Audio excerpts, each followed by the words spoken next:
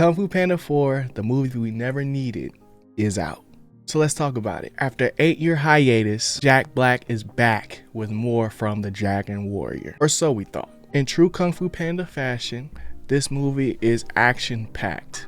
And as usual, the colors are epic. And of course, it's full of jokes for the kids. So where do things go wrong? Well, for starters, the actual premise of this movie is all about Po picking the next Dragon Warrior. Fook me, that was fast.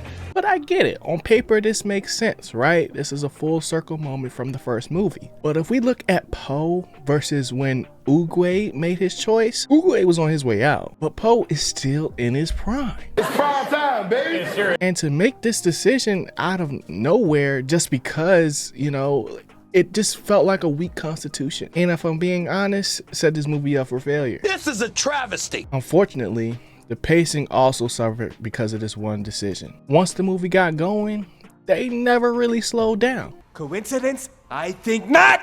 And because of that, it kind of just felt like lazy writing. But really, I think the real reason is because there's just not much substance to this story. And on top of that, I wasn't a really big fan of the way they use certain storylines as a plot device to kind of, you know, fast track the story, especially when those characters are just playing catch up the whole movie. But at the end of the day, this is Kung Fu Panda, right? So it can't all be bad. Correct! So let's talk about something I did enjoy, the big bad of this movie. In theory, the Chameleon was a perfect choice as a villain, but in execution, they had a couple hiccups. And by hiccups, I mean they decided to big-up-ize the character. You monster! Now granted, this is a kids movie and kids love monsters and dragons, so I get it, but personally it's just not my cup of tea. It's not about you.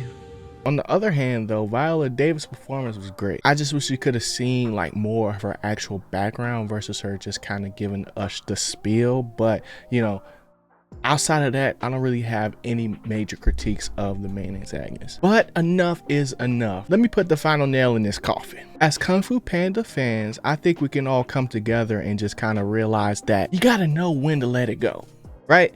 This movie should have never been made because at the end of the day, Kung Fu Panda was already legendary. Like, the trilogy was great. And to put this movie out now after like almost 10 years, it just felt like a cash grab. Oh, I can just smell the money already. Now, if this had stemmed off the show or if it had more continuity with Po's overall story, I think it could have worked. But after watching this movie, it felt like they just threw paint on the wall to see what sticks. Careful, SpongeBob. Careful, SpongeBob.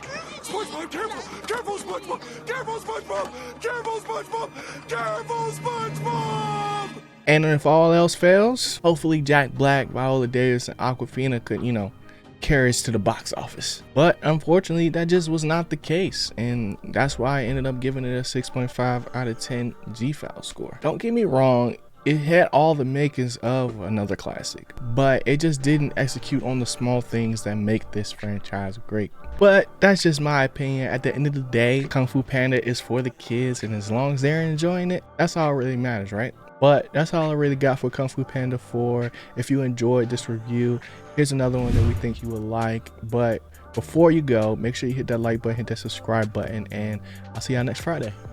Peace.